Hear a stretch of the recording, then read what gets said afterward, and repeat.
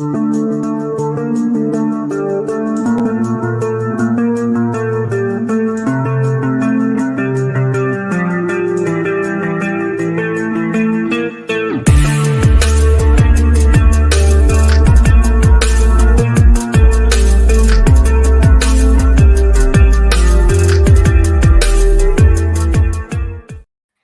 we are back for another episode of the Deadlock Podcast. DLA, is it DLA Army? No, Deadlock Podcast Army. Deadlock Army. There we go. The Deadlock DLA. Army.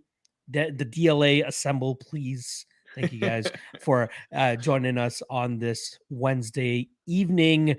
Been 2 weeks since I've talked to my guy Clint in regards to the Deadlock Podcast. Obviously, we did the Prediction Strike video last week, but we are back for the, our favorite show, our where we just get to let our hair down for a little bit. Clint's lack of hair down and mine, my luscious hair all down, and just talk MMA. Not from a betting standpoint, but more so just a, just be a fan. Let's go back to being a fan. So shout out to everybody that enjoyed the last episode where we made it way more chat friendly. We got into the chat, we got into some things, and I felt like a lot of people enjoyed it. The largest turnout as well for our live stream as well. So that was very promising as well. And in terms of the actual numbers afterwards, still rookie numbers, but definitely the most we've had in months. So I think that is a trend that we hope to continue and keep building upon that. So appreciate all you guys. Clint, I want to ask how you doing, but I feel like I might bring the mood down a little bit if I do so. But please let the folks know how you are doing. How's it going? How's everything holding up? I'm doing, man. I'm doing. This content game can be an absolute grind, and currently I hold the belt for being the worst sports bettor on MMA Twitter. So just riding the wave, trying to figure out where the fuck I went wrong. But obviously, besides dealing with all that bullshit and shenanigans, we've had some fun fights. Dana White Contender Series last night was awesome. Yeah, man, there's a full slate of MMA stuff coming up too. We've got PFL coming up this weekend. There's UFC. We still got a couple of weeks before we get any type of a break. So it's going to be a good little run, plenty to talk about, lots of action to get down on. And just got to keep chugging away. You know what I mean? No rest for the wicked. Yeah, I wanted to pull back the curtain a little bit for a lot of the people that are tuning in and watching for us in terms of the the grind of the content creation game, which is something that you kind of touched upon at the beginning of your little blurb there. But when we go on rough stretches, it is very tough to want to get up the next morning and churn out the content that we normally do, right? Me and you are both in this game in terms of putting out multiple pieces of content a week. And when your reads aren't hitting, when your analysis is kind of off, it sucks to put on your big boy pants and do the research again and get right back at it the following week. And I know that's something that you're currently going through at this moment in time, but you're still doing it. And that's what separates you from everybody else, right? Because we know that there's been the guys out there that do the content and they have a fire streak and they're just pushing out the content like, hey, look at me, look at me, look at me. And then when they go on a cold run, they're nowhere to be found. But we're there every single week to face the music. We're there every single week to continue to do our research and drop our knowledge the way that we know to drop it. And at a certain point, things do eventually start to turn around. So if you do want to give people kind of a peeling of the curtain for yourself in terms of where your head's at and all that stuff, I think they would really appreciate that. Yeah. I mean, man, not everybody's built for this game. That's all it comes down to, right? Like, I've always told everybody that I'm not the best sports gambler out there. I don't claim to be. I want to be decent. Obviously, lately I've been awful. Up until this point in my life, I've actually been pretty good. But yeah, just constantly dealing with the grind on the content creation and, dealing with obviously, the haters and things like that online. All you can do is focus on the good voices. You got to learn to tune out the bad ones and then steer into the good people that are actually supporting you. It's definitely a learned science. It's not something that's easy to do or come by. And there's so many other people, handles, guys like you said that have hit it big right off the bat, and everybody thought they were the shit that just completely disappeared a couple of months later because not everybody's built to take it, man. I got thick skin. I'm okay. Yeah. I can handle it. So yeah, man, we're good. It's just one of those things where it'll work itself out. It's going to take time. I have been quite frankly fucking up on my bets. There have been some spots, easy spots that I've been, tiptoeing and letting go by, and then some bad spots that I've went heavier on than I should have. So even if I took the dumb shot, could have just bet less on it type of situation. And then the biggest thing is lately, now this is the thing that everybody doesn't quite get. Maybe as a bettor at home, you deal with this some, but it's a lot harder when you're on camera. When you lose that trust in yourself, that's when it starts to be really difficult. Because, for instance, on the Dana White Contender Series, I was sitting there and I went, you know what, man? Dana just raged on everybody about bad fights. Bad fights. Be Joe Pyfer, Clint. Be Joe Pyfer. Yeah, except Joe Pyfer. And I'm like, you know what? Everybody's going to come out and swing for the fences. So, like, anybody fighting on this card is going to be fighting recklessly. They're going to be trying to put on that show for Dana. They're going to do exactly what Uncle Dana asks. I should just blindly bet every single under on the card. And then, you know what? That's stupid. I was like, that's dumb. Like, some of these guys are going to come out and end up getting, no, it went 4-1. Like, that was my first thought of, they're all going to try to impress Dana. Just bet the unders on Contender. Lay the chalk. Just go for it. Do it. Don't care what the price is. These fights are not going the distance. Instead, I ended up parlaying quite literally the one fight that actually managed to squeak its way to a decision. That's the one I bet to not go the difference. So yeah, man, just one of those things right now where you got to try to compartmentalize and be like, somewhere in the back of my brain, I still know what I'm doing.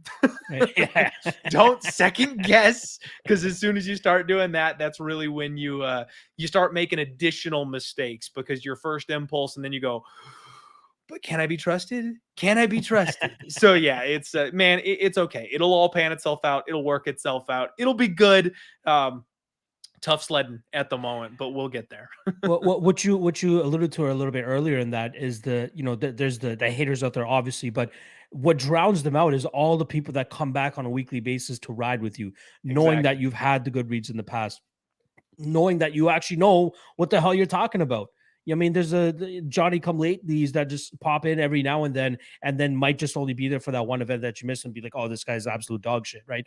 Like, I've said this on one of my Lucky Late Night streams before, where I was like, the best gamblers in the world, even the guys that go out there and have third-party track records and all that stuff, they go through tough runs as well. And they're going to have guys that hop in during that tough run and be like, what are you guys talking about? This guy sucks. Like, the best guys, you know what I mean? Shout out to our guy, Lucrative MMA. Track, probably one of the best guys out there right now, hands down. But he's having a tumultuous year this year as well, right? He's still in the profit, but he's having a tumultuous year. And now people are being like, this guy sucks. I'm like, what are you talking about? He has a legitimate betting record, transparent, so many years, has been absolutely killing the game. It's unfortunate that you hopped on at the time that he's on a down streak, because if everybody could be successful gambling, all the time, we wouldn't be able to gamble. Right? There wouldn't be sports books. There wouldn't be sports books. There wouldn't be bookies. It's going to happen to everybody. That's why bookies are profitable, because in the long run, there aren't a lot of people that can do it the way that these guys are able to do it. So, yeah, haters are going to hate, but it's the love. It's the guys that come out on a weekly basis and support our content and support us that we have to kind of lean on and be like, hey, like, we appreciate you guys sticking by us. We appreciate you guys coming out every week and watching our content, hitting that like, hitting that subscribe, all those little things. That usually drowns out all the trolls and that bullshit. So, and that's why you guys listening right now are my absolute freaking favorites, because you guys are the ones not only supporting us on our individual channels, but hanging out here on the DLP with us. So you guys are quite literally the cream of the crop, the best of the best, Deadlock Army. We appreciate you guys. Man, this was a crazy Contender Series night, though, Lock. Like, that's one thing I want to ask you about, because Dana White gave out the contracts, obviously all but one. Everybody that went out there and got a finish got their contract. I'm feeling some Dana White Contender Series fades, Lock. I don't necessarily know that the best guys made it through the big comeback knockout there in the main event. And, my guy Ross dropping the ball after it looked like he was just starting to heat up and starting to take over the fight, being the better, more well-rounded, more skilled fighter, dropped his guard trying to impress Uncle Dana and paid for it. Like, I think some of these guys that got their contracts on Tuesday might be potential fades moving forward. What do you think about the crop of talent? There's a reason you're doing the whole Dana White Contender Series fade no matter what, right? Like there's a reason, because we know these guys coming through the Contender Series, the way that they get their contract is they got to wow Dana White that night. Doesn't matter what they've done in the past. And he said it during that Joe Pyfer speech, is like, I don't care what you did, what titles you held in the back, or before you stepped into the cage tonight, but tonight is all I care about. So if you go out there and have a spectacular performance, you're going to be able to come into the UFC, and we're going to give you a shot. Then more often than not, these guys come in with flawed games, right? This Vinicius Salvador kid looks fun, but you run the tape. There's a reason you bet the Shannon Ross side, right? It's his poor takedown defense. There's a reason why. And I think that a guy with better durability and a better skill set in terms of being able to close the distance against a guy like Salvador will be able to get him to the ground and will be able to just a better game plan, Lock. That's all I need. I don't even need, because he had the skill set, he had the differential. He just needed a better game plan. So that's all it came down to, man. Yeah, but a lot of these guys, Chris Duncan comes back from the jaws of defeat. You don't think another guy's going to go out there and starch him, right? Like it happened with Slava Claus. It was just about to happen again with Charlie Campbell. So yes, there's a lot of red flags on a lot of these Contender Series fighters. Like to this point, who have been the most successful guys? Alex Perez got a title shot, and even now he's kind of starting to fizzle out as he's facing the tougher level of competition. Sean O'Malley, he's still the other guy that we're like, is he actually, title worthy? And we're gonna find out soon. The big one though, Locke. You're missing the big one. Who's the other one? Go for Jamal Hill, baby, coming up on Saturday. He is the legit. Now everybody wants to talk Sean O'Malley. My guy Jamal Hill is the real Dana White Contender Series standout here. He's gonna show it on Saturday. I do want to talk about that fight. We'll talk about that very shortly, but just capping off on the Contender Series thing, big question that I've been asked all week, or not all week, over the last 36 hours ish, or 24 hours, I should say. Greatest Contender Series card we've had? Got to be, right? Probably so. Probably so. It was the most fun. The finishes came fast and furious. There were momentum shifts, the comebacks. Like, yeah, that's got to be the number one Contender Series episode in my book, at least so far. Even the fight that went to a decision, like that was a great fight, right? Like that shouldn't have gone to a decision. That shouldn't have gone to a decision. But I just should not have made it. Sorry for rubbing salt in the wound here, Clint. But like, but like usually when you see a decision, you're like, oh, it was probably boring or something. But no, these guys brought it for 15 minutes, more so on the Marshall side than the Matthews side in terms of bringing it. But Matthews was in it the entire time in terms of his durability. But very fun fight. Every fight on the card, very, very fun. And there is not one other card that really sticks out to me to the point to be like, hey, this is great. Like we've had great fights on the Contender Series, but in terms of all 4 or 5 fights being absolute heat, doesn't come close. Like, agreed. Just asking you though, off the top of your head, is there a Contender Series fight that comes to mind where you're like, fun fight, like one of the best Contender Series fights of all time? Because I have one. I'll say mine first while you jog your memory here. But Mike Davis against Sodiq Yusuff was absolute fire.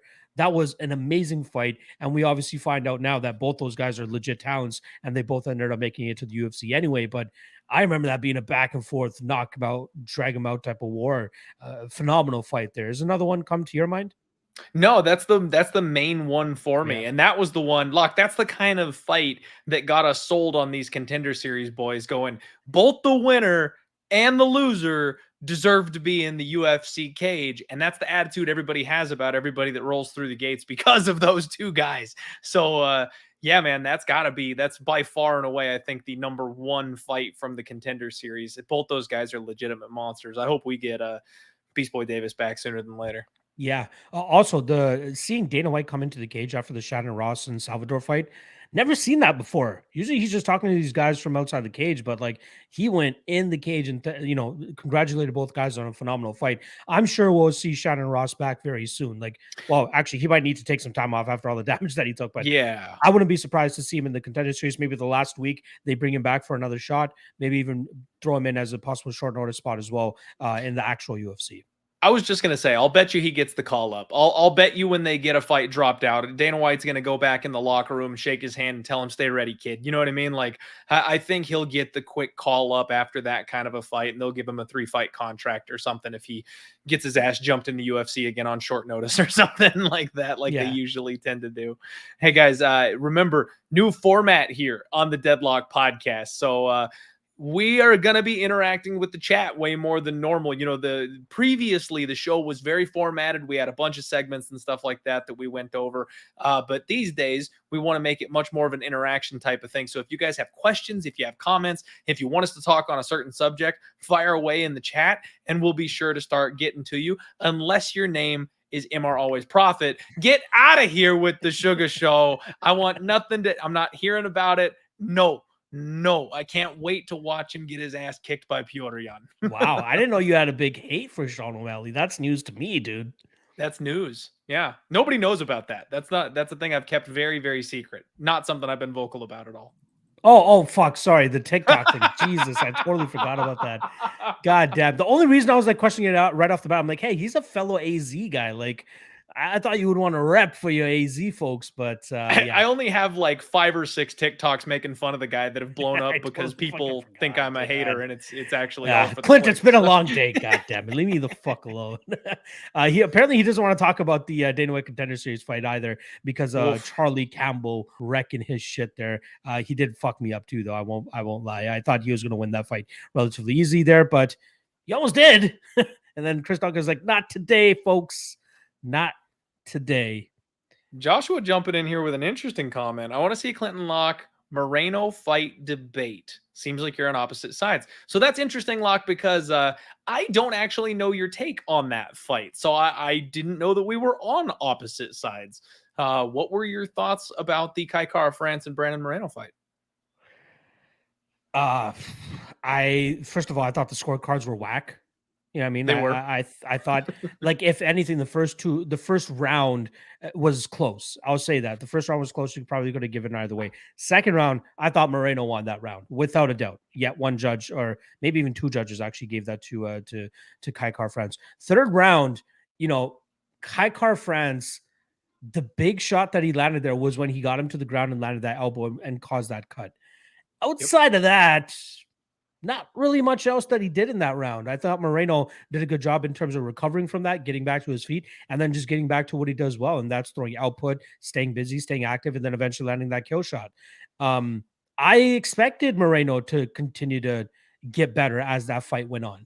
Yeah, I mean, I expected him that the momentum was going to start to swing back his way. Sure, Kai had that one big moment in the third round where he caused that cut, but like, that was more aesthetic than anything. Like, I don't think it was anything near fight ending that was going to cause Moreno any trouble moving forward. The good thing about the cut was the fact that it was under his eye, not over his eye. If it's over his eye, then I'll be like, ooh, that might affect him moving forward. But under his eye, it's not really getting into his eye. So that shouldn't affect any of his vision or his ability to, land punches or get out of the way of punches. I thought he was going to pick it up, even if he didn't end up getting that finish or the ending of the third. What are your thoughts? Are we on opposite ends here? Yeah, so we are a little bit on opposite ends here in this spot on that matter. I actually thought that the first couple rounds were close. Now, don't get me wrong. I personally had Brandon Moreno up 2 rounds to none, but here I want to go ahead and I could see 1-1. I could see it 1-1 going. I could see 1-1. That's the thing, is it was close. Like, I personally had him up 2 rounds to none, but I could also see the argument for it to be 1-1. And if you look on MMA Junkie here, apparently we had different scorecards from everybody. Wow, that's hilarious. Yep. One judge had it 2-0 Moreno, one judge had it 2-0 Kai Kara France, and the other judge had it split 1-1. So this fight was wide open. Like, if we had gone to rounds 3, 4, 5, the beginning of this fight would have been something absolutely hotly debated, because it would have been that, robbery situation. Nobody knew what they were looking at in this fight. Always doesn't actually pay us to advertise, so I'm going to take that off there. So for me, I absolutely thought that Brandon Moreno was up. I thought that he was controlling the pace of the fight well. I thought he was measuring the distance well. It seemed like Kai Kara France was having a hard time closing the distance. However, when Kai Kara France got Brandon Moreno to the ground and busted him open, that was far and away the most significant thing that happened in that round. And then in that final round, before he ended up getting knocked out, it seemed that was the round he opened up the cut. Yeah, but towards the I guess the end of that round, I know it wasn't quite the end of it, but I mean before the finish, it seemed like Kai Kara France had found his flow state to me. It seemed like he was really feeling himself a little bit better towards the the end of that round. And I thought that Moreno was actually the one that was starting to look a little bit flustered. So I thought that round 3 was going to be a very clear Kai Kara France round. Obviously, we don't know what rounds 4 and 5 look like beyond that. And I know the last time Brandon Moreno got stronger as the fight went deeper. We know he does that. He did that in all of his other 5-round fights. So no questions about Brandon Moreno, his heart, his toughness, his ability to make adjustments deep in a fight.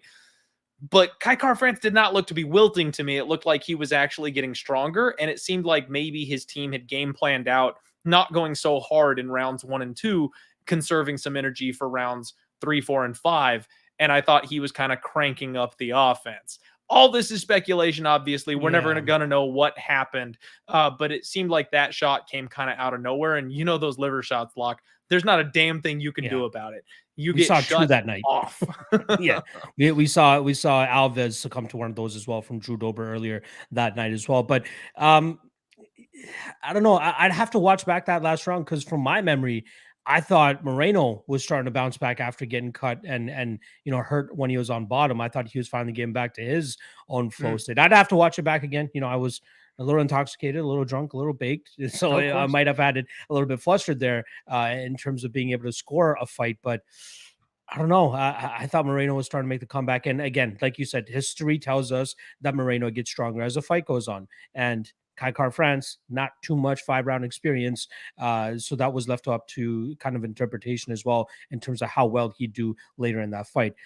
I don't know if we'll get that rematch. A third fight between those guys. Kai's going to have to go out there and make a legitimate case for himself, but he showed us in that Askar Askarov fight that he can absolutely compete with the top 5, top 3 guys. So, maybe 2 more years he can find himself back in a title shot against whoever the champion is, probably Brandon Moreno. I think it's going to be tough to find a guy to beat Brandon Moreno. I get it. Somebody in the chat's probably going to be like Alexandre Pantoja, who had a phenomenal performance on that same night. And he already has 2 victories over Brandon Moreno, one of them being on The Ultimate Fighter, and then obviously another one when they actually compete in the UFC.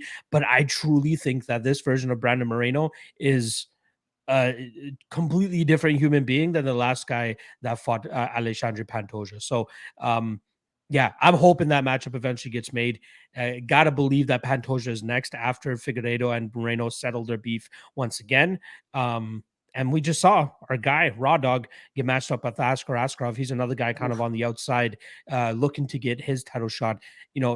Most of you guys know on my Coach's Main Event Marathon show that I do for every pay-per-view event, I have Brandon Royval's coach on, Mark Montoya, one of my favorite coaches in the game, Factory X represent. Love those guys over there. And before we went live on our recording, we were talking about Brandon Royval. I'm like, what's next for the guy? Like, well, why is he sitting out? Like he's coming off a solid win. Like, let's go out there and get him back into the title talk. He goes, we're waiting until the ending of 277. Then we're going to figure out what we're going to do. So in my eyes, I think they were hoping that Alex Perez would beat Pantoja so that they can go out there and fight Perez so that they can get to a title shot even quicker. But now they're going to have to go out there and fight Askarov, who's the other guy, the other outlier, like pretty much the other guy just waiting for clarity in his future in the flyweight division as well. So I'm loving the Royval Askarov fight. That's going to be a very fun fight. I saw you tweet about it, about, both these guys, they're your boys. Now they're going at the man. They always get me with that shit. Like, what's your early thought for that fight though? Like in terms of a lean or anything?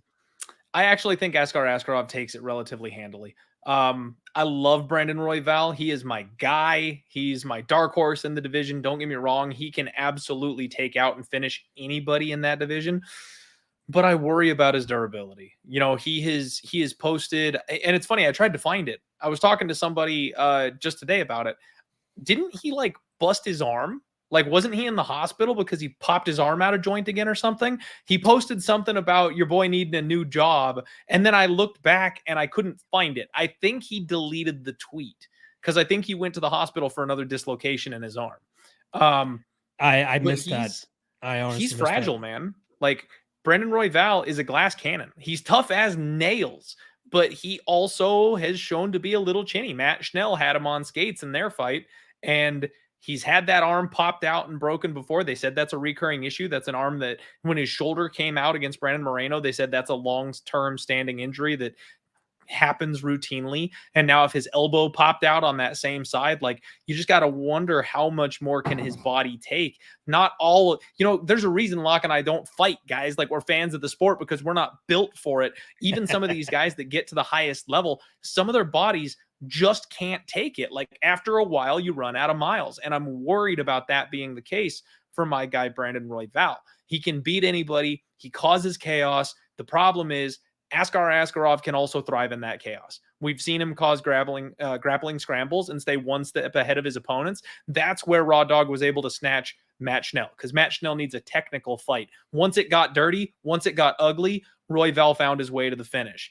It's not going to come that easy against Askar Askarov. He's not going to grab a guillotine or an armbar on Askar Askarov. He'll be one step ahead in the grappling scenarios. So I don't think that finish is going to come. And if the finish doesn't come, I think he ends up on his back and on the bottom end of those scrambles quite a bit more than I'd like to see. Yeah, I think probably Askar by decision ends up being the move.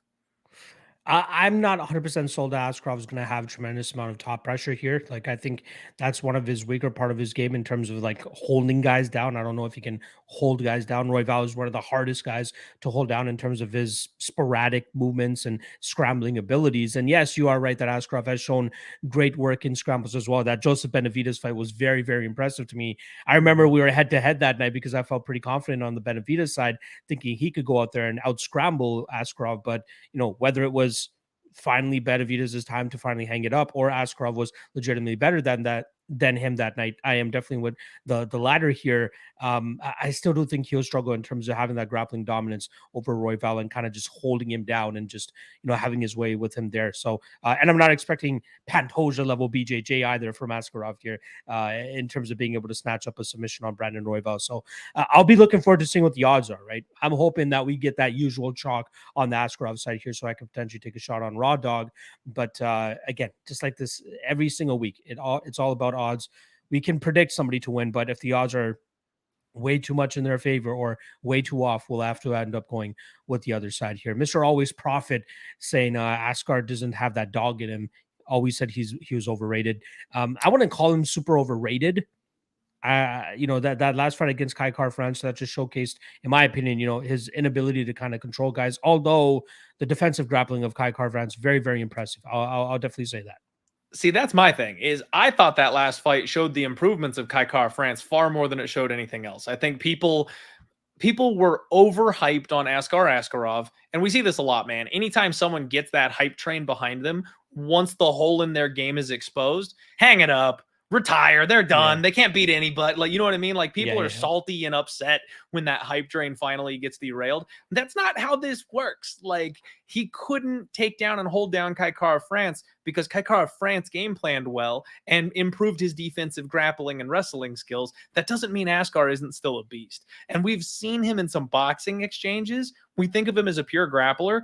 Askar Askarov's striking actually has come a decently long way, and his counter shots are on point. And that's another thing that kind of concerns me in this potential matchup here with my guy Brandon Moreno, Raw Dog, Brandon Royval, because he causes that chaos and is open to be countered if you find the openings for it. So if he gets in there and starts, doing his whirly-dirly spinning elbow attacks and stuff like that, if Askar Askarov is able to stay calm and collected in the pocket, he'll be able to land big counter shots, and that could be all she wrote. Because, like I said, we've talked about the durability concerns.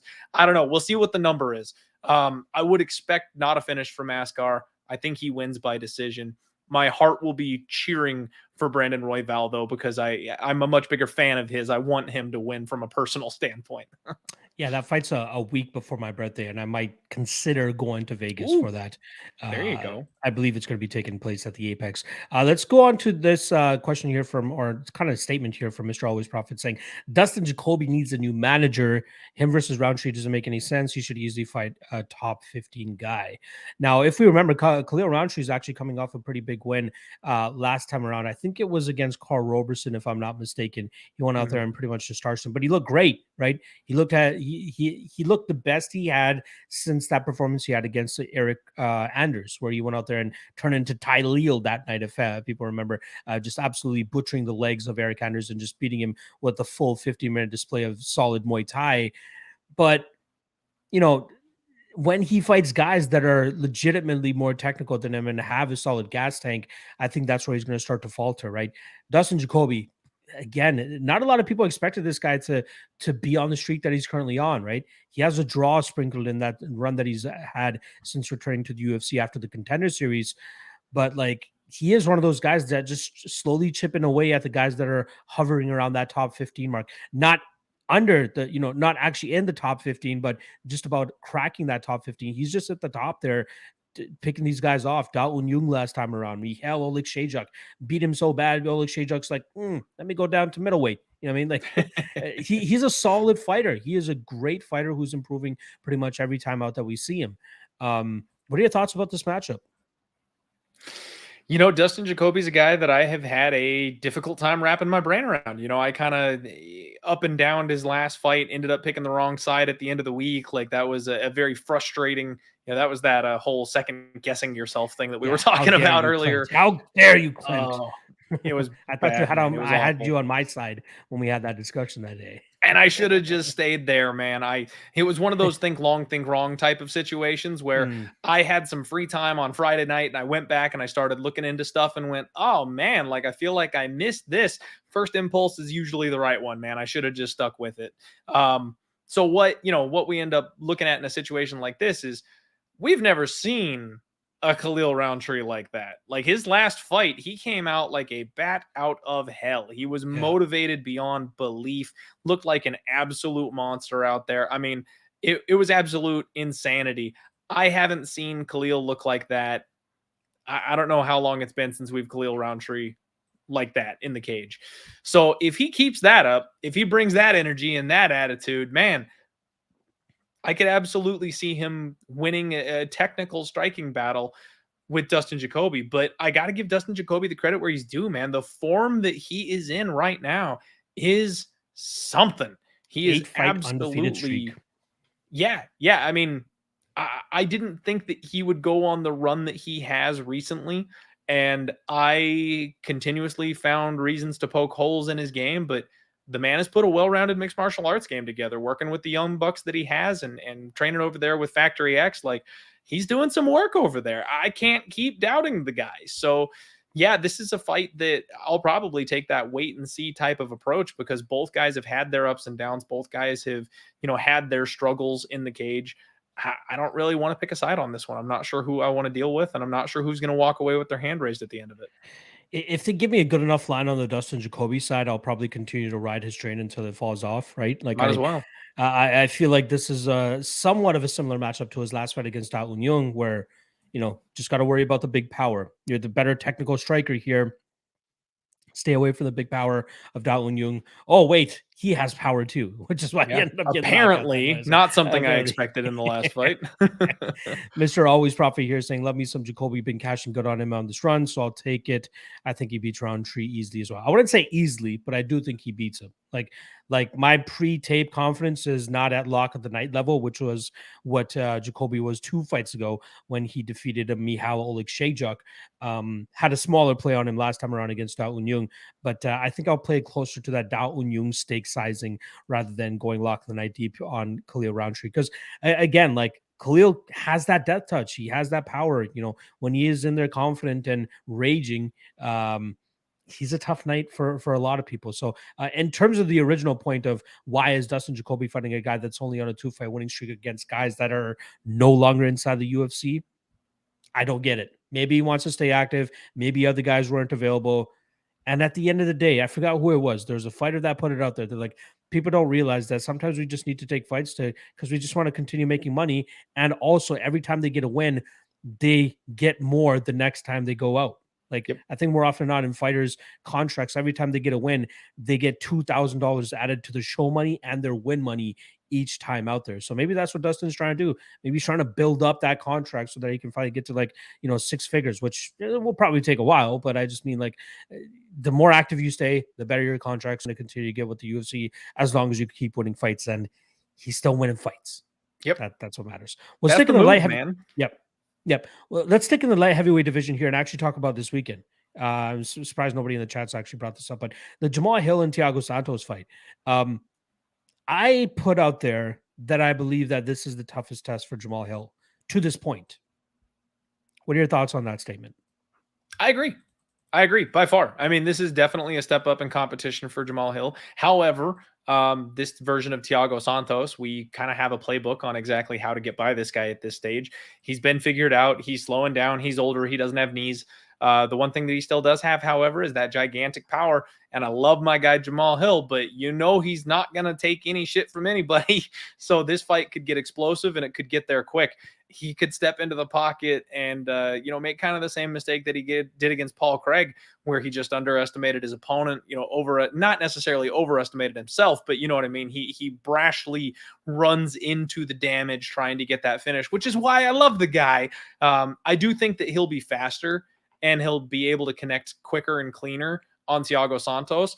But man, if you're looking for that puncher's chance, if you think that there's the opportunity, Thiago Santos will have his chance to swing back and clip my guy Jamal Hill. So I just think this is a car crash waiting to happen, Locke. But I did tweet earlier today that I was like, if we're in round 4 and there's been 7 significant strikes thrown, I'm just going to be like, you got me again. Thiago Santos, you son of a bitch.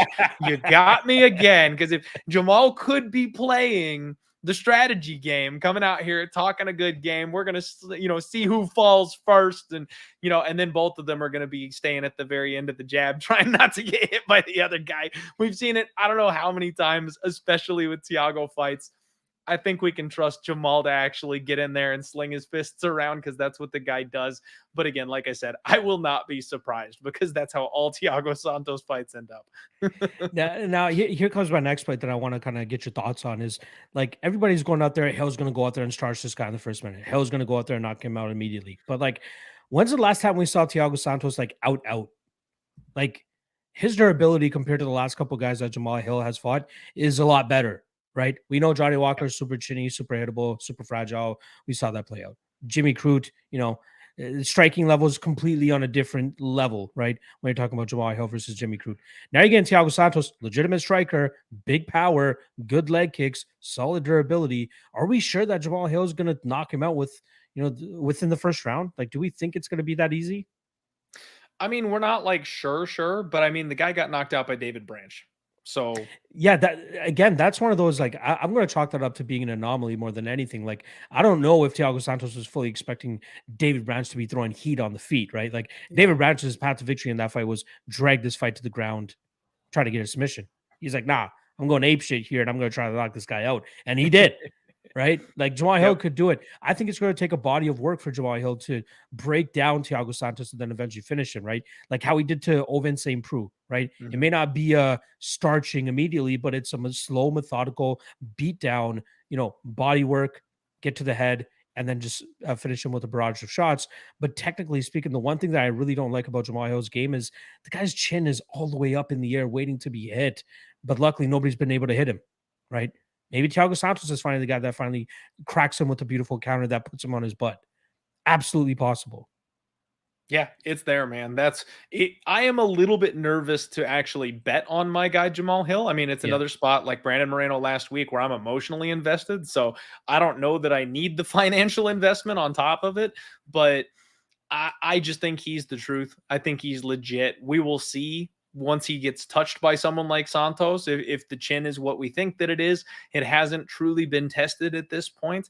I think violence is probably the answer, because I do think that at some point, the way Jamal Hill strikes, I think the knockout comes from a frustrated Thiago Santos. If he's not quite able to touch him, if he's not quite able to catch him, if Jamal Hill gets in there and picks and pokes, touches the body, rolls his head, just stays just out of range, Thiago Santos is going to overreach on a big power shot trying to end it and either eat one himself or connect with Jamal Hill. So I think at some point somebody is getting flatlined in this fight. I am not blind to the fact that it could be Thiago if he times a counter just ever so perfectly, because that's the one thing that he still seems to have is his power. Yeah, I agree. I don't get me wrong. Like, just for people in the chat, I know my guy Aiden Simone is very heavily on the Jamal Hill train, but even his first message that he drops in the live chat, Hill by brutal KO. I'm not trying to dispel that, right? I am just more so trying to open your mind in terms of thinking like, okay, what if he doesn't land that shot? he does still have the overall game and the striking game to go out there and put together a great body of work to eventually have that cumulative KO occur for him. I just don't think it's going to be this one punch knock you out type of thing. And I'm not trying to convince anybody to put money on Thiago Santos. I'm not putting money on Thiago Santos, but just open your mind a little bit. Like, how often does it really go down the way we expect it to, where guys, excuse me, are supposed to go out there, starts this guy in a minute and get him out of there? Like, very rarely Recently? does it actually come Never. to right. Recently, Like, it's not gone anything like, I can't speak for everybody, but it has not gone how I have expected yeah, quite exactly. recently. And on Yeah. top, I mean, you look at the, previous month's main events with all the freak injuries and stuff like that. Man, this is MMA, baby. It can go down many ways. And a lot of times, however you think it's not going to go down is actually got a pretty live chance of taking place. That's our guy, Mr. Always Prophet, saying Hill will KO Santos with a body shot like Alves got KO'd last week. I see that being more live than Oh Hill my God. not, putting the lights out of Thiago Santos, honestly. Yeah. All right. Clint, let's get to Fighter Stonks. Let's jump into that and get that out of the way since we're coming up on the 40-minute mark for the podcast here. Yeah. Good call.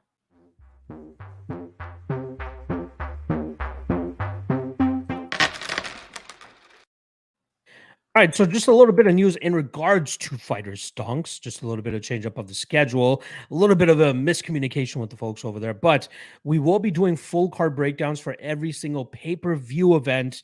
That'll be taking place on my personal channel, which I've actually rebranded once again, and it's gone back to the MMA Lock of the Night thing. I'm pretty sure me changing it to my actual name fucked up my algorithm just based on some of the numbers that I've been getting recently. So I went back to the MMA Lock of the Night name of the channel. So if you guys want to go check that out, make sure you guys do that. But that's where the Fighter Stonks full card breakdowns are going to be going for the pay-per-view card of these spots. So make sure you guys go check that out. And then Fighter Stonks will only be on the Deadlock podcast. So we're not going to be doing the fighter check-ins anymore on my channel either. Anytime we do a Deadlock podcast episode, you guys will be getting Fighter Stonks as well. So that's where you guys will be able to get your prediction strike itch, if you guys want to call it that.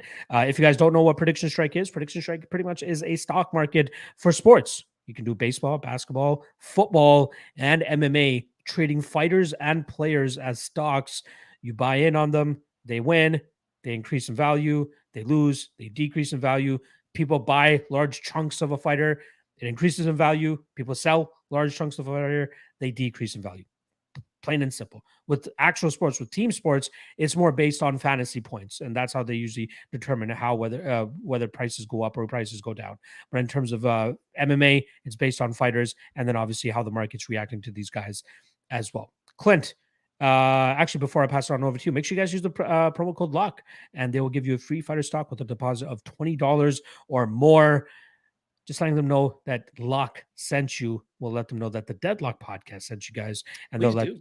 yes, and they will continue to appreciate our support of their platform because they have been absolutely phenomenal for us, as well as hosting this Fighter Stonks segment that we came up with even before we knew about Prediction Strike. So shout out to Prediction Strike for going out there and doing something big like this. If you guys haven't already, make sure you guys go check them out and then use the promo code LOCK, like I said. All right, Clint, I'll let you kick this one off, my friend. What are you thinking for stocks for the upcoming card? Are you selling anything you already have, or is there anybody that you're going to buy on? So first, I just want to show off this glorious Jamal Hill fighter stonk here. 46% return. 46% growth on my guy Jamal Hill for a good solid Beautiful. investment from me. Coming in action this week. I'm not budging on this bad boy. Obviously, I think this thing goes to the moon. So we're going to leave that alone. Similarly, I got Terrence McKinney. My guy Terrence is up 17% since I purchased on him. And you know what, Locke? Yeah, okay. I was like, it's telling me no shares. I know I have a share. So, all right. We got Terrence McKinney. That one's looking good. The other one that just got announced, my guy Chase Hooper, up 19%. And he just got another fight announcement, and a good fight announcement, in my opinion. Honestly, Locke, I think that there's only one stock that I am interested in, but I'm not entirely certain that I have the funds to purchase. So I'm tapped at this point. And for those of you that don't know, Fighter Stocks does act, or Prediction Strike does act like a stock market. So there is a there's a fee for all the trades, and Locke has kind of taken the tortoise approach while I have been the hare, and I've been launching myself into these stocks. But what that's done is the consistent buying and selling of stocks. I've actually been eating L's because I've been paying for those transaction fees.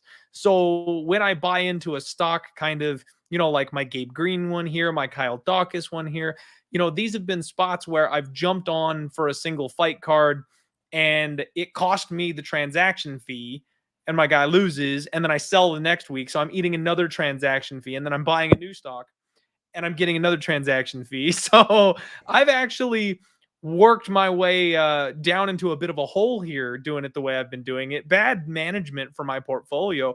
And Joshua, get out of here. I am not selling on Patty Pimblett. That bad boy is also going straight to the moon, up 14% on my guy Patty. We'll actually see who they match him up for his next fight. That's what Patty's stock will depend on for me, is who they match him up with.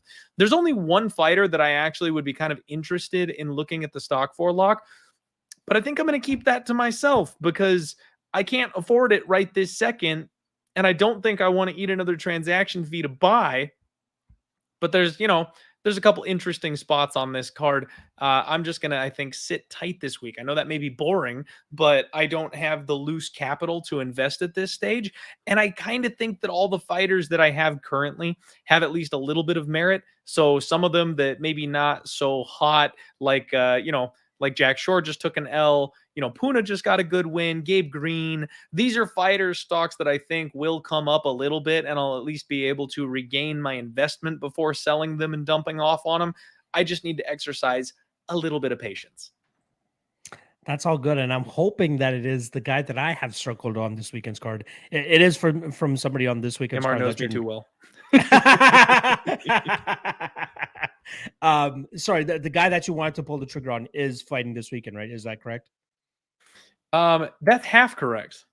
It's half correct. Half correct. He's not. Sam Alvey's only 69 cents. So. Okay, nice. Let me get to my portfolio here before we get into some ruckus. But we will quickly look at Magomed Ankalaev, who picked up a big win this past weekend over Anthony Smith. Gross. He's gone up over 50% since I purchased his stock. And if I'm not mistaken, he is the first ever stock that I purchased on the Fighter Stonks segment. So that's gone up pretty well here. I can't be mad at that. Secondly, Khamzat Chimaev, obviously, I believe the last time we spoke, he wasn't already lined up for that Nate Diaz fight, but now he is matched up for it. His stock has been steadily decreasing because of a little bit of inactivity, but also we did see him, spike a little bit up here in April when he did get that win over Gilbert Burns, and then we did see a lot of people sell here. So just to give people a little bit of an idea, when the fighter wins, the price goes up immediately. That's when people decide to sell so that they can eat that profit or they can get that profit. And that's why you see that decline. But more often than not, if you see a long-term, possibility with some of these fighters, like I see with Khamzat Chimaev, I'm just going to hold on to them because there will be another peak that we'll eventually get to, which is why I'm going to hold on to Khamzat here. So shout out to Khamzat, finally get that Nate Diaz matchup. Hopefully that increases his price a good amount. Sumo Darji fought a couple weeks for me as well. He's gone down about 22%. Not too happy about that. We saw him at $2.22. Then after that match, Snell loss, drops all the way down to about $1.67 here, and that's where he's cruising. I'm going to hold on to him still. I do think he can go out there and get a couple wins, so I'm not going to be too hot in terms of selling on that. But I do have a trigger finger today, Clint. There is somebody I'm going to be buying on, and it is none other than Mr. Brian Battle, who's coming in at $1.05. I love the guy's style. He's going down to welterweight now as well. He's going to be a big dude at welterweight. We've seen the physical transformation that his body's gone through since starting MMA. He said he was a big dude. He's cut down a lot of weight. You can tell by even looking at his body, but even just checking his Instagram over the last couple of weeks, you see the complete transformation he's put himself through so that he can make 170 pounds. I think this guy can, with the solid upbringing and a solid course of action here in terms of who he fights moving forward, I think this guy will give us a solid increase in his stock and be a very good long-term stock as well. So give me some Mr. Brian Battle going into this weekend. And let me just purchase that real quick. I Adding don't to mind my it. I portfolio. do like Brian Battle, just in general. I guess my only concern is Takashi Sato's got that big power and dropping weight for the first time. You just wonder about that durability. He should win this fight, man. He really should. But the way he got hit and touched up by Trayshawn Gore, if Takashi gets those opportunities, you just never know. So I'm being a little cautious, but I get it. I don't know. To me, like in terms of dropping the weight, I get the concerns, but he seems like a guy that could have afford to lose the weight. And I feel like now that this is the weight class he should have been at the entire time. I could be wrong, right? I could be biting my words and eating my words come Saturday night, but I think that this is a great matchup for him to go out there and just put on the type of performance we know that he can do: striking, volume, takedowns, submission. Let's get that done Hey, with. that's classic Ultimate Fighter, though, right? You win the Ultimate Fighter Oh show a yes. weight class above, then get your shit together and drop a class. I get it. We're going to see that this weekend. We're going to see Zach Pauga go out there and beat Mohammed Usman and then drop down to light heavyweight where he actually fights. That's I exactly agree. what's going to happen. I agree. All right. Usman is not good. He is not good. He is dog shit. There's a reason Pauga is like minus 240, minus 250 in the spot. All right. Let's move on to the deadlock duel and settle up on the score here because I can't wait to do it.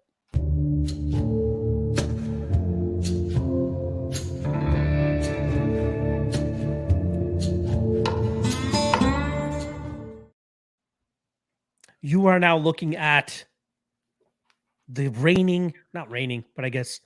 Yeah, pump the brakes. Pump the brakes on the raining. The guy in the lead right now. I am the one sitting atop the leaderboard. That's what I should be saying here. After the last two events, so let me quickly go over and recap that for you guys. That's going to include UFC UFC London, as well as UFC 277. We'll go over Clint's picks real quick. Can I just remind you of the scoreboard lock? Hey, That's all I want to just, doesn't matter. Who's reigning, really? This is the Dana White Contender Series. We don't care what happened last time. We're worrying about what's going on this quarter. And this quarter, your boy's in the lead. So Clint's picks over the last two events. Aspinall shits the bed. Gustafsson shits the bed. Pena shits the bed. Moreno gets him the win. So that's 1 point right there. And Lewis ends up shitting the bed. So all in all, Clint ends up with 1 point after the last two events.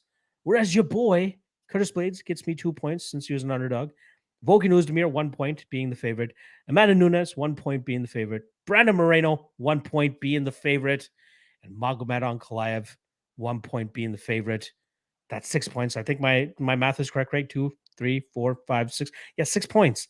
I swept the board. You did. You swept the board. Swept and the it board is there. no lie. That was the worst event I've had all year. So it was a rough one all around for your boy. So yeah, you got a nice comfy lead at this point.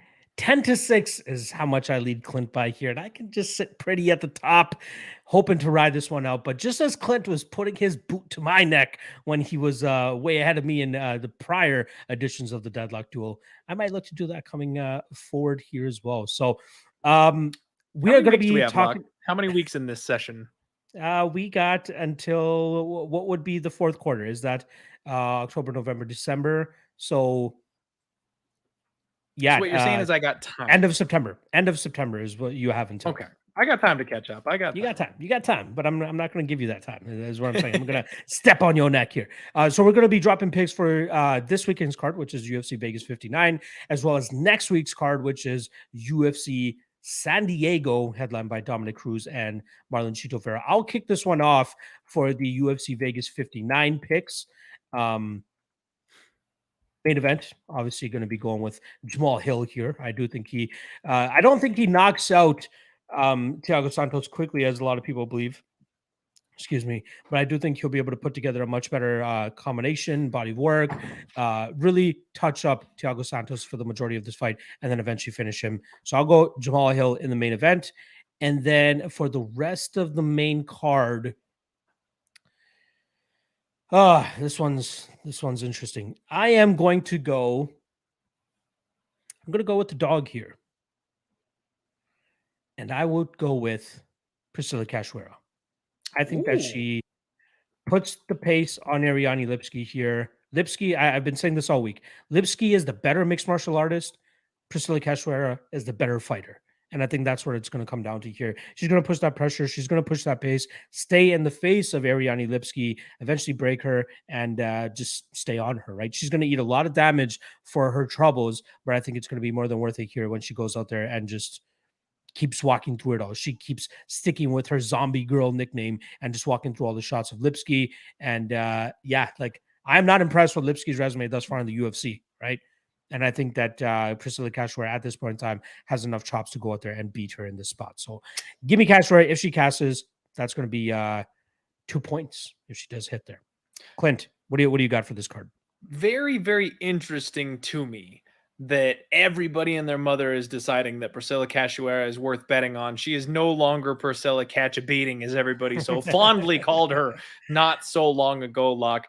Very, very, very interesting. Pulling To off the me. upset as a dog numerous times will do that Yeah. to somebody. See, I've been the one pounding the chest on Priscilla Cachoeira. I've been the one cashing those dog tickets. It's just funny to see everyone pile in the boat a couple weeks later. So I'm going to join you on Jamal Hill. I will match that pick. Unfortunately, I wish I could, go against you and do something like that. And I'll be completely honest. I am not a gigantic fan of this card from a betting perspective, Locke. Very sketchy. I am behind. I need to take some risks. I recognize that, but I also just need to bank some points. So I think I'm going to take Zach to go ahead and get his hand raised and beat Usman for the title for the Ultimate Fighter. I should get 2 points from those two favorites winning, and then I'm just going to pray that Ariane Lipski gets the job done and you don't get your dog pick home. Try to catch up, chip away just a little bit ever so slightly. All right. Nice picks there. But you're going to be kicking off UFC San Diego as well. So please let me know who you got in the main event between Marlon Chito Vera and Dominic Cruz. And then obviously what your other main card pick is going to be here. So this is a fight that, you know what, it's always tough whenever we do these. I think I say it every episode. It's hard looking the week ahead without any type of research or investment in the fight. I have not had time to look into this one yet. So my initial thoughts on Vera versus Cruz is Vera's a minus 200 favorite. Everybody loves Marlon Vera, right? Dominic Cruz is old, and he's slow, but damn, man, like he didn't look half bad in his last fight.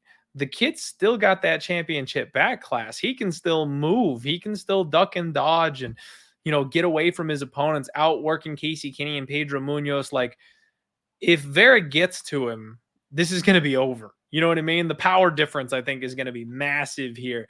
But I also tend to think that Marlon Vera is the kind of guy that is a bit slow and plodding and kind of a sitting duck for the Dominic Cruz style of duck and move and avoid. The problem is, I think it only takes one. Like if Marlon comes out and just, hits him one good solid time, that could be it. It's over. I don't like this fight, man. You know what? I'm going to take a bit of a risk. I'm going to say Dominic Cruz. Like without putting a ton of effort or thought into it, I think I'll rely on the speed and movement of Dominic Cruz. I will pick him to get the win. He's a little decent sized underdog for me, so maybe that'll net me some extra points. And then looking at the rest of this main card, man, I didn't even know what I was getting myself into this week. Jeez. Azamat Murzakanov taking on Brown Bear Clark, which if anybody knows me, I absolutely fade the hell out of Brown Bear every opportunity that I get. You think this is a spot though? I'm not sure. That's my problem. Is Azamat? I know isn't he a Contender Series guy? I'm trying to remember off the top of my head. Yes, he was, but he was that guy that pulled off that last second knockout, or not last second, but comeback knockout over Tafon and Chukwi, where it looks like he was going to lose as a pretty big favorite that night. Yes, it did look like he was going to lose as a pretty big favorite. And I unfortunately had to rip up my Tifon and Chukwi ticket because that was a spot that I was very disappointed to be on that night. Yeah. Just remember that we did lose Alexa Grasso versus Viviane Araujo as well. Yeah, I loved that fight. I loved that fight. That was so upsetting to end up getting that fight taken off the card. I love Alexa Grasso. So I think I will go with Bruno Silva. I'll take Bruno Silva, another favorite, as my pick here. I just think Gerald Meerschaert is super reliant on that round 3 finish, and I don't know that he's going to be able to get Bruno to the mat. Bruno's starching power, we've seen Gerald Meerschaert fall to that a couple times before. Hate to pick a favorite because, like I said, I need points, but that's what I'll go with. Yeah, this is a tough and weird main card, It's man. so hard. It's very tough to really settle on one spot here. Unfortunately for you, I'm going to be picking Dominic Cruz as well, though. Damn. I am like I will more than likely be betting him in this spot as well. I am not sold on Chito Vera. I think great performance against Rob Font in terms of being able to get those opportune knockdowns when he did, but like I am not sold that Dominic Cruz is completely done yet. Like his only losses are to freaking Henry Cejudo and the greatest version of Cody Garbrandt we've ever seen. Outside of that, he's beaten everybody else still. I get it. He's getting old. At a certain point, he's going to fall off. But you give me underdog odds against a guy that I really don't think is what everybody's making him out to be. I'm taking the underdog shot. So give me Dominic Cruz in the main event there, and then the rest of the main card. Man, very very tough. I'm curious to know what they're going to sub in Grasso and Viviani Rujo for. Like what spot is going to take that main card spot. I don't want to take David Onama. I don't want to take Mirzakhanov or Devin Clark. I don't want to take Nate Landwehr. It's a tough card, man. Like you're leaving me with either taking Bruno Silva as well, but I wouldn't do that to you because that's shitty. I don't want to take Gerald Mearshart. And so you're leaving me with Nina Nunez and Cynthia Calvillo, both of who I don't Good really luck. trust. Fuck.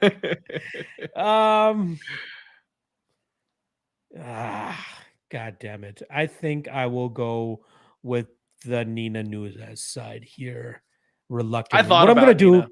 I did we'll think do about this. Nina myself. Let's put a little bit of an asterisk on this. We will find out when when they fill out the main card what actually takes the spot of Arujo and Grasso, and we can switch our pick if we want, right? You can stick with Bruno Silva if you want, but if you want to switch to whatever other fight got put onto the main card, you're welcome to switch. But I want to leave it open for myself in terms of being able to take whoever they potentially lock into there. Because man, that main card is rough. It is tough to pick a spot on that. Like the prelims, I feel like I could get a better. Like I would take Loopy on the prelims, right? I'd take her over Angela Hill. I would take. Wow, that's really about it. Like the rest of the really card is sketchy, Clint. This is rough. This is so rough. But just for the sake of this podcast, I will take Nina Nunez, another underdog shot there. Hopefully she's able to pull it off. It's very tough for me to trust Cynthia Calvillo after the last version of her that we saw where she pretty much quit against Andrea Lee. Could not forgive her for that. Nina Nunez, she's going to have to keep this fight standing. She'll likely be the better striker, but I don't know by how much. And I don't know if it's going to be enough to beat a girl like Cynthia. But for the sake of this challenge, I'll go with Nina Nunez. But before the end of next week, once we find out what actually fills out the main card, I might switch my pick. So asterisk on that. Yep. There you Let's guys see go. what they fill that last slot in for, and we'll fill that in for everybody. Yes, sir. All right. You can get us out of here, Clint. We're pretty much at the 1 hour mark, my friend. Anything you want to say on the back end? Not particularly, man. It was fun. As always, it's a good time to just chill, hang out with you guys. Thank you to all you guys tuning in live and supporting us. Do us a favor. Help us spread the word about the show. Hit the like button. Subscribe here if you haven't already. It makes a world of difference to us. We're still trying to build, this platform here. So we're headed the right direction, having some fun. And Locke, hey, you know what? It just always puts a smile on my face and brightens my day when we get to hang out and chill and talk MMA. So I just want to let everybody know that I appreciate you as a co-host. Aww. It's fun coming on to do the show with you. And yeah, I got nothing, man. We got other shows coming up. We got to get through these next couple of cards.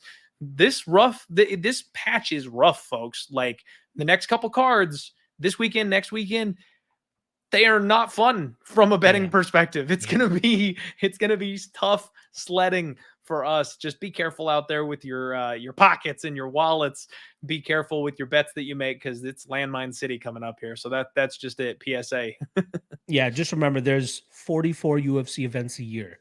You don't need to bet every single one of them as heavy as you bet the last one. So just be careful, folks. Yep. Keep it safe out there, folks. And thank you all once again for joining us here for the Deadlock Podcast. Deadlock Army dismissed.